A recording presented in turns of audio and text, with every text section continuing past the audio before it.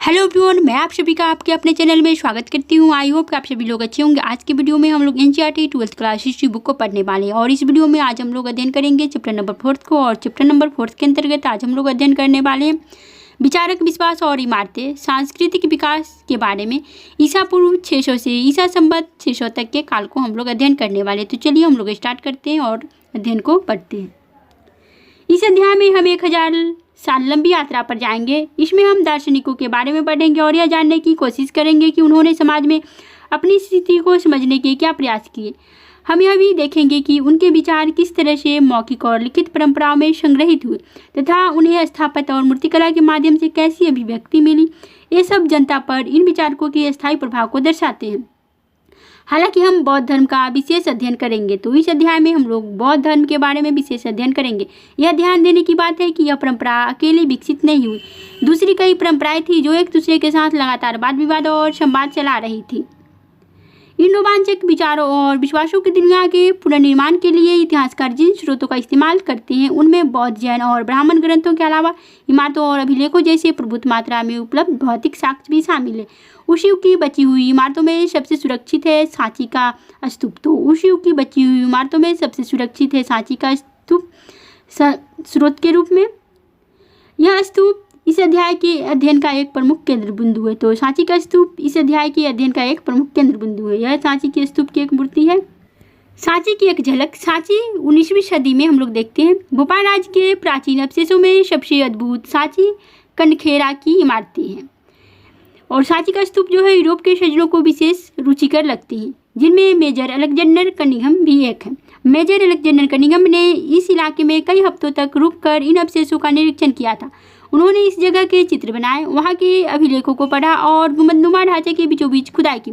उन्होंने इस खोज के निष्कर्षों को एक अंग्रेजी पुस्तक में लिखा। भोपाल की नवाब का शासनकाल था 1868 से 1901 ईस्वी और शाहजहां बेगम की आत्मकथा ताजुल इकबाल तारिक भोपाल का इतिहास यानी 1876 में एच.डी. बारस्टो ने इसका अनुवाद किया था। तो यह है शाहजहां बेगम का एक पिक्चर। 19वीं सदी के यूरोपियों में सांची के स्तूप को लेकर काफ़ी दिलचस्पी थी। तो 19वीं सदी के यूरोपियों में सांची के स्तूप को लेकर काफ़ी दिलचस्पी थी।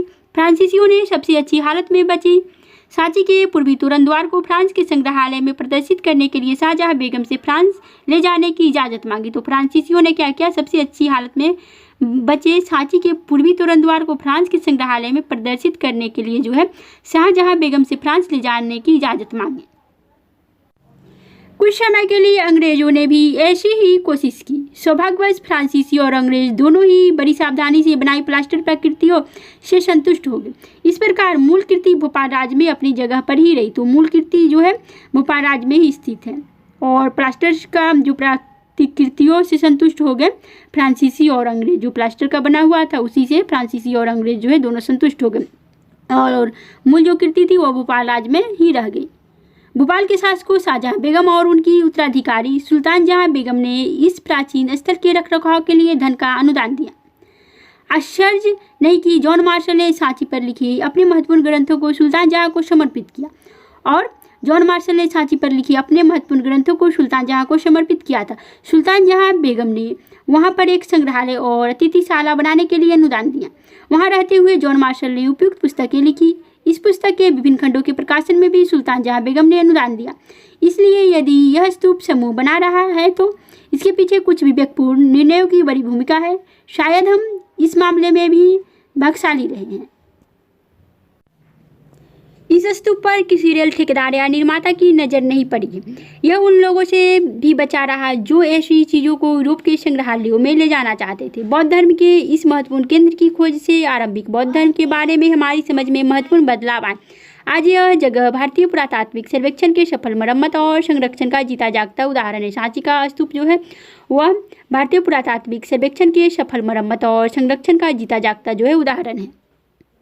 आखिर इस इमारत का क्या महत्व है, यह टीला क्यों बनाया गया और इसके अंदर क्या था, इसके चारों ओर पत्थर की रेलिंग क्यों बनाई गई, इस स्तूप समूह को किसने बनवाया या इसके लिए धन किसने दिया, इसकी खोज कब की गई। ग्रंथों, मूर्तियों, स्थापत्य कला और अभिलेखों के अध्ययन के द्वारा हम इस रोचक इतिहास की खोज कर सकते हैं। आइए हम प्रारंभिक बौद्ध धर्म की पृष्ठभूमि के अन्वेषण से शुरुआत करते हैं। हम लोग पढ़ेंगे पृष्ठभूमि, यज्ञ और विवाद के बारे में। ईसा पूर्व प्रथम सहस्त्राब्दी का काल विश्व इतिहास में एक महत्वपूर्ण मोड़ माना जाता है। तो ईसा पूर्व प्रथम सहस्त्राब्दी का जो काल है वो विश्व इतिहास में एक महत्वपूर्ण मोड़ माना जाता है। इस काल में ईरान के जरथुस्त्र जैसे चिंतक, चीन में खुंगत्सी, यूनान में सुकरात, प्लेटो, अरस्तु और भारत में महावीर, बुद्ध और कई अन्य चिंतकों का उद्भव हुआ। तो इस काल में जो ईरान में जरथुस्त्र जैसे चिंतक, चीन में खुंगत्सी, यूनान में सुकरात, प्लेटो, अरस्तु और भारत में महावीर, बुद्ध और कई अन्य चिंतकों का जो है इसी समय उद्भव हुआ।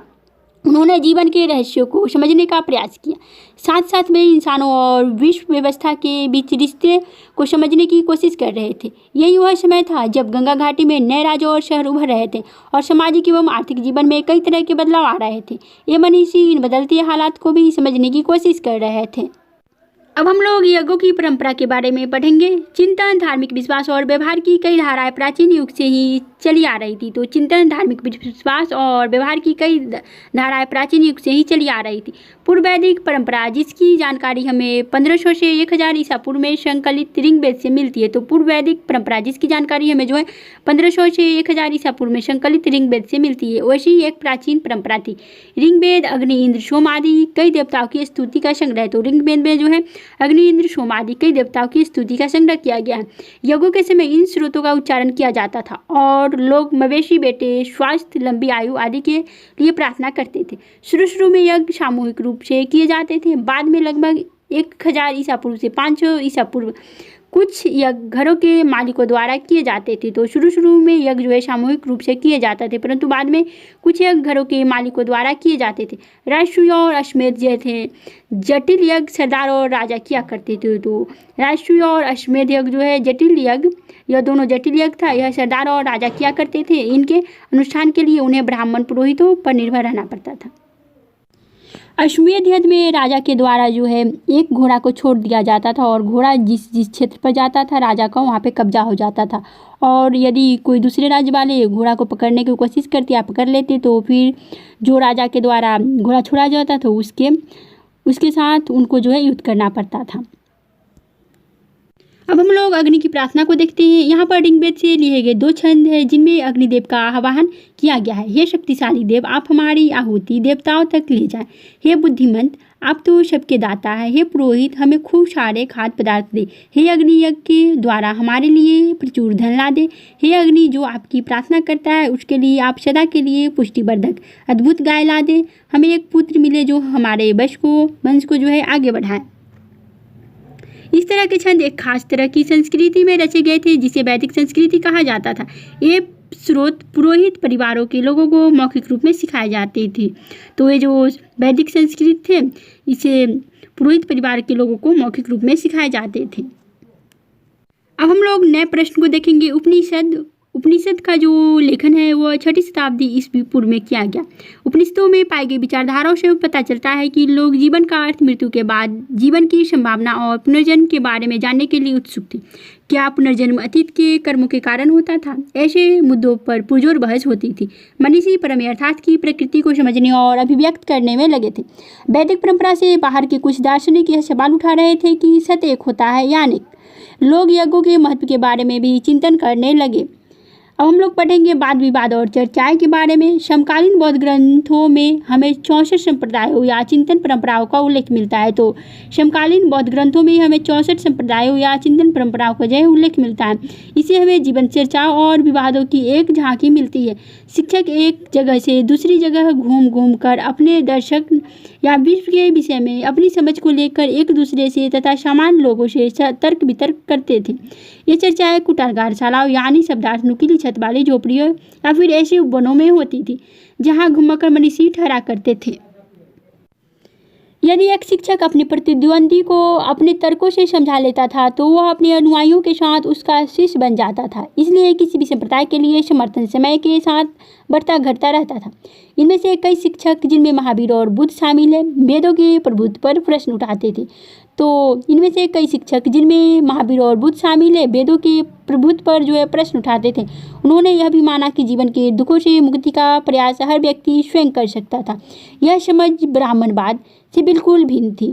जैसा कि हमने देखा, ब्राह्मणवाद यह मानता था कि किसी व्यक्ति का अस्तित्व उसकी जाति और लिंग से निर्धारित है। तो ब्राह्मणवाद यह मानता था कि किसी भी व्यक्ति का अस्तित्व जो है उसकी जाति और लिंग से निर्धारित है। अब हम लोग उपनिषद की कुछ पंक्तियों को देखते हैं। यहाँ पर संस्कृत भाषा में रचित लगभग 6ठी सदी ईसा पूर्व के छंदोग उपनिषद के 2 श्लोक हैं। आत्मा की प्रकृति, मेरी यह आत्मा धान या यब या सरसों या बाजरे की बीज की गिरी से भी छोटी है। मन के अंदर छुपी मेरी यह आत्मा पृथ्वी से भी विशाल है, क्षितिज से भी विस्तृत, स्वर्ग से भी बड़ी और इन सभी लोकों से भी बड़ी है। अब हम लोग सच्चाई यज्ञ के बारे में पढ़ेंगे। यह पवन जो बह रहा है निश्चय ही एक यज्ञ है। बहते बहते यह सबको पवित्र करता है, इसलिए यह वास्तव में यज्ञ है। अब हम लोग पढ़ेंगे बौद्ध ग्रंथ किस प्रकार तैयार और संरक्षित किए जाते थे उसके बारे में। बुद्ध अन्य शिक्षकों की तरह चर्चा और बातचीत करते हुए मौखिक शिक्षा देते थे। महिला और पुरुष, शायद बच्चे भी इन प्रवचनों को सुनते थे और इन पर चर्चा करते थे। बुद्ध के किसी भी संभाषण को उनके जीवन काल में लिखा नहीं गया। तो बुद्ध की किसी भी संभाषण को जो है उनके जीवन काल में नहीं लिखा गया था। उनकी मृत्यु के बाद 5वीं से 4थी सदी ईसा पूर्व उनके शिष्यों ने ज्येष्ठों या फिर ज़्यादा बड़ी श्रमणों की एक सभा यानी बेचली बिहार स्थित वैशाली का पाली भाषा में रूप में बुलाई गई। तो वैशाली में द्वितीय बौद्ध संगीति का आयोजन ही हुआ। उसमें ही तो द्वितीय बौद्ध संगीति में ही बुद्ध की शिक्षाओं का संकलन किया गया। इन संग्रहों को त्रिपिटक यानी शब्दार्थ भिन्न प्रकार के ग्रंथों को रखने के लिए 3 टोकरियाँ कहा जाता था। तो त्रिपिटक का अर्थ हुआ 3 प्रकार की टोकरियाँ। पहले उन्हें मौखिक रूप से ही संप्रेषित किया जाता था। तो पहले बुद्ध की शिक्षाओं का जो है मौखिक रूप में ही संप्रेषित किया जाता था, परंतु जब द्वितीय बौद्ध संगीति का आयोजन वैशाली में हुआ तो वहाँ पे जो है उनकी शिक्षा का जो है संकलन किया गया। बाद में लिखकर विषय और लंबाई के अनुसार वर्गीकरण किया गया। विनय पिटक में संज्ञा बौद्ध मठों में रहने वाले लोगों के लिए नियमों का संग्रह था। बुद्ध की शिक्षाएं सूत पिटक में रची गई। तो बुद्ध की शिक्षाएं सूत पिटक में रची गई और दर्शन से जुड़े विषय अभिधम पिटक में आए। हर पिटक के अंदर कई ग्रंथ होते थे। तो हर पिटक के अंदर जो है कई ग्रंथ होते थे। बाद के युगों में बौद्ध विद्वानों ने इन ग्रंथों पर टीकाएं भी लिखी।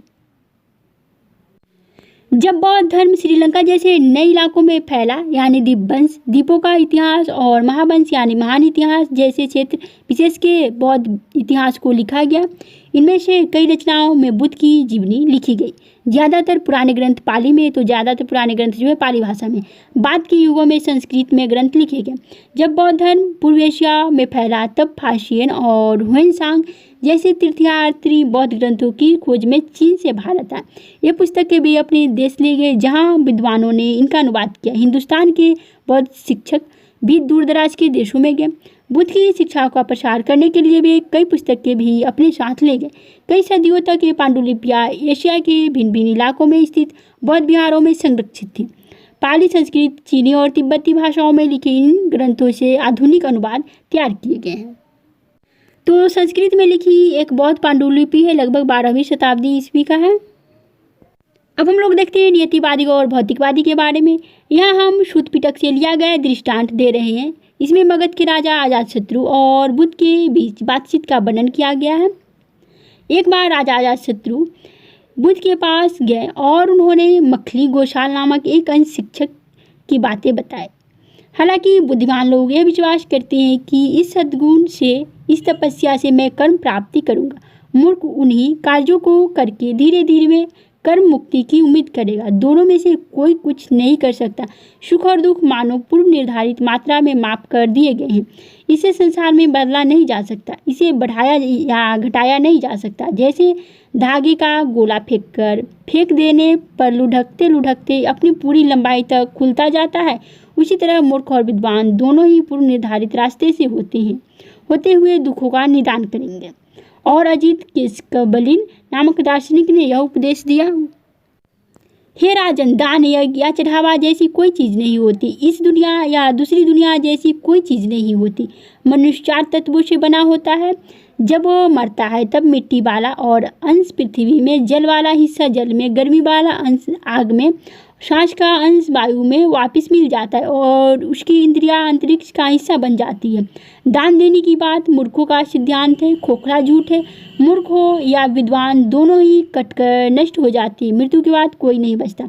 प्रथम गाधांश के उपदेशक आजीवक परंपरा के मखली गोसाल थे। उन्हें अक्सर नियतिवादी कहा जाता है। तो मखली गोसाल को अक्सर नियतिवादी कहा गया है और ऐसे लोग जो विश्वास करते थे कि सब कुछ पूर्व निर्धारित है। द्वितीय गाधांश के उपदेशक लोकायत परंपरा के थे, जिन्हें सामान्यतः भौतिकवादी कहा जाता है। इन दार्शनिक परंपराओं के ग्रंथ नष्ट हो गए, इसलिए हमें अन्य परंपराओं से भी उनके बारे में जानकारी मिलती है।